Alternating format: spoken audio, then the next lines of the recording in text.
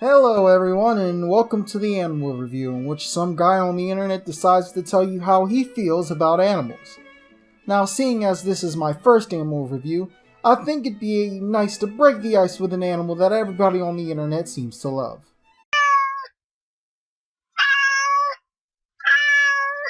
Now you see, I decided to choose the review format because it's something new and interesting.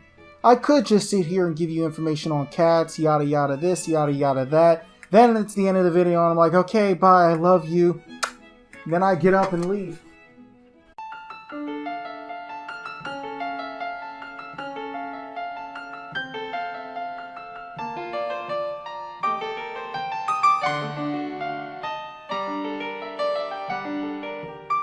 But instead of doing that, why don't I just review animals, like music or a movie or video games? In fact, no, not video games, because then I'd come up with some stupid shit and say, cats are the dark souls of the animal kingdom.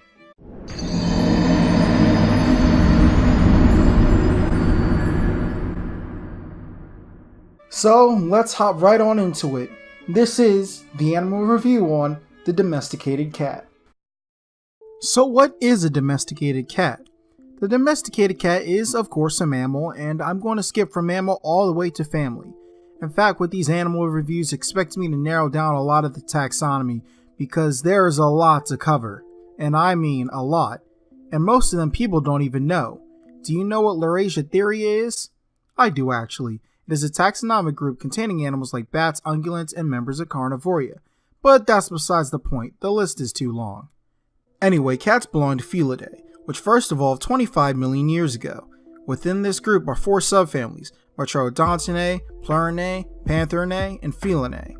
Cats belong to Felinae, which evolved 9 million years ago and is the largest of the subfamilies, containing 15 genera. Domestic cats belong to Felix, which in Latin means cat. Okay, listen, I don't make up these names, I just say them. Domestic cats themselves are actually a subspecies, and it is said to have evolved from the African wildcat, another subspecies. And within this subspecies are breeds. Think of breeds as races for the domesticated cat. The size of a domesticated cat varies from breed to breed, with the Singapore being the smallest, only weighing 3.6 kilograms at most, and the largest being the Maine Coon, and those big boys can grow up to 120 centimeters. However, most cat breeds are usually around the same size. But speaking of cat breeds, I should talk about the cat's design.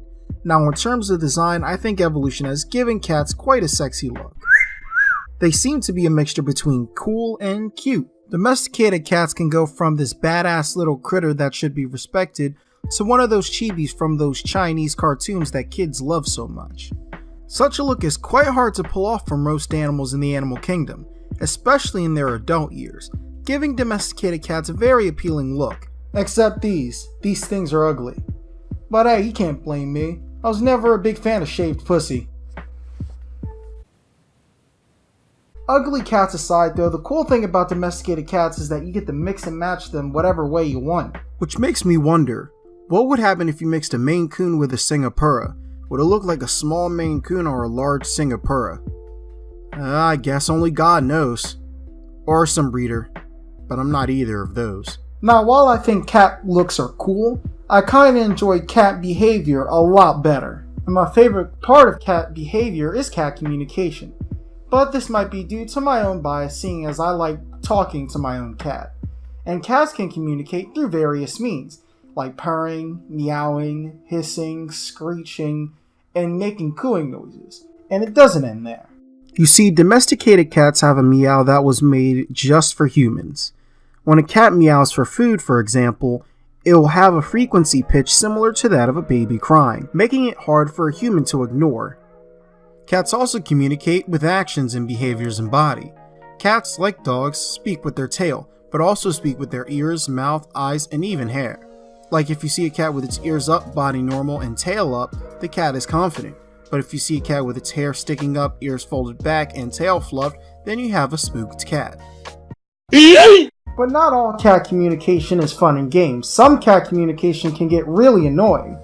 In fact, so annoying that it pretty much gets in the way of your life. Cats show love through rubbing your legs. which gets irritating when you're going down the stairs and have to worry about tripping over little shit and either hurting yourself or the cat.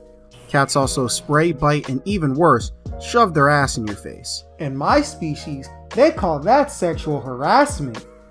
Now, not all of cat communication is bad. Some communication via action like bunting, sleeping on your lap, grooming, giving gifts, and exposing its belly are all signs of affection in cats that are really cute if you ask me. But cats don't only communicate with humans, they also converse with other cats of their species, which is rare in Felidae, seeing as the only other cats with social groups are lions and male cheetahs. But even then, domesticated cat social groups are thanks to humans, as before human interaction, these animals were pretty much solitary. Despite this, cat social groups aren't really anything special. What you should know about domesticated cat social groups is that there are territories, which all only have one dominant male in it at a time, along with a bunch of females. There are some spaces in which all cats are allowed in, but if a cat walks into a territory it doesn't belong in, then a fight happens. Come on, what else did you expect? Almost every animal fights. This isn't anything special. Crocs do it, sharks do it, synapsids do it, hell, even humans do it.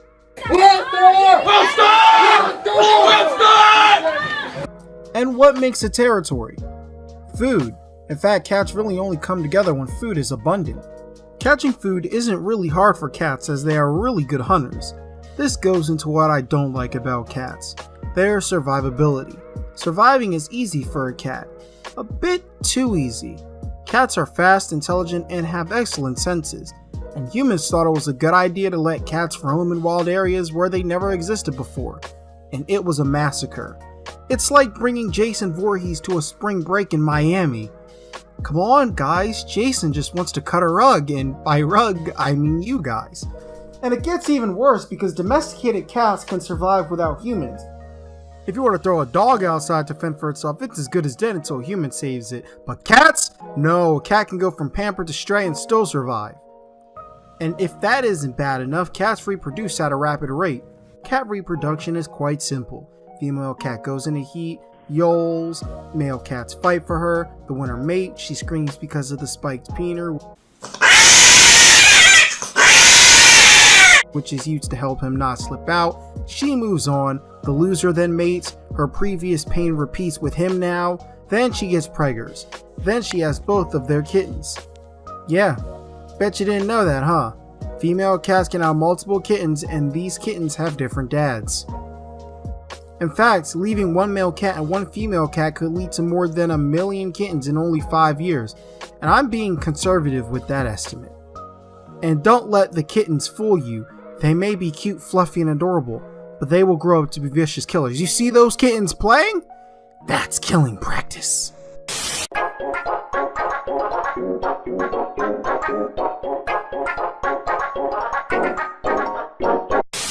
Of course, cats are on top of the food chain.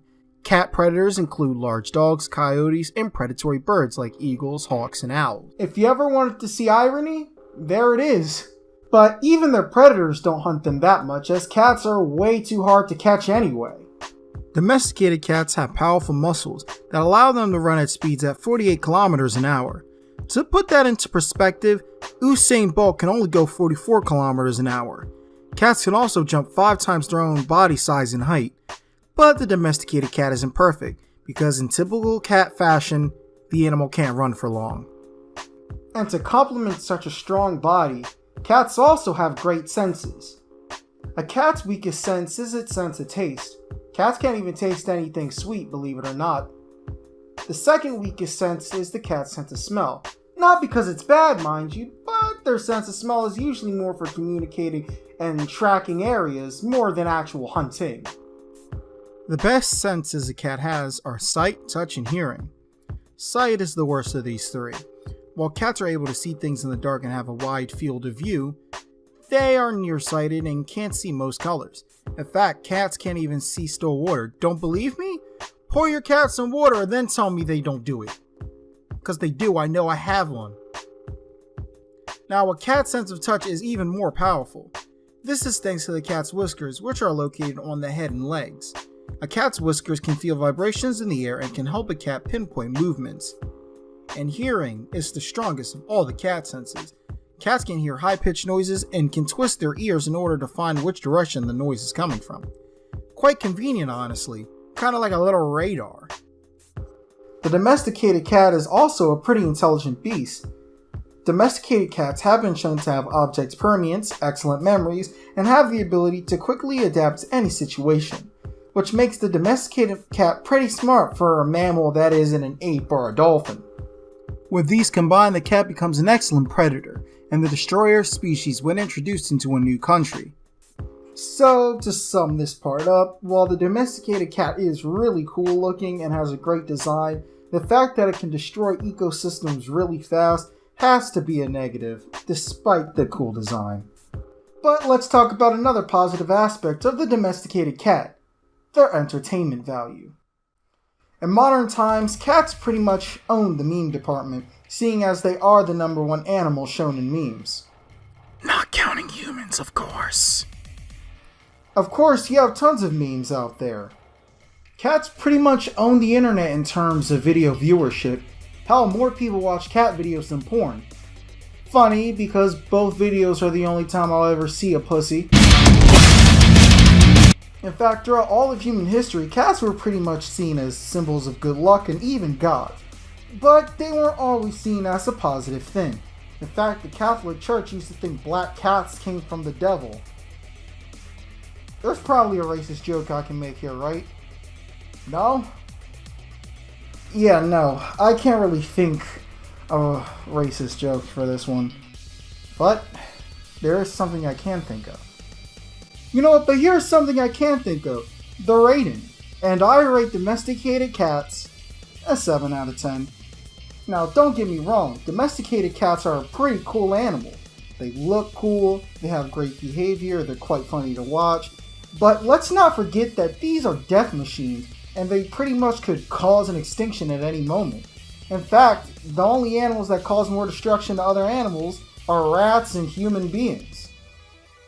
So, yeah, the cat's cool and all, but let's not forget it's destructive. On top of that, cats aren't even the most interesting species of cat. I said that wrong, didn't I? Because the domesticated cat isn't as cool as, let's say, a lion or a tiger or a cheetah, which have way more talents than this little guy.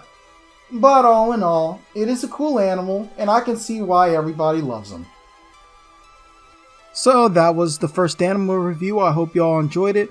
Leave a like down below and tell me your rating of the domesticated cat. I bet a bunch here are saying the cat deserves a 10 out of 10, but I can't agree with that. Well, see you guys next time. Love you.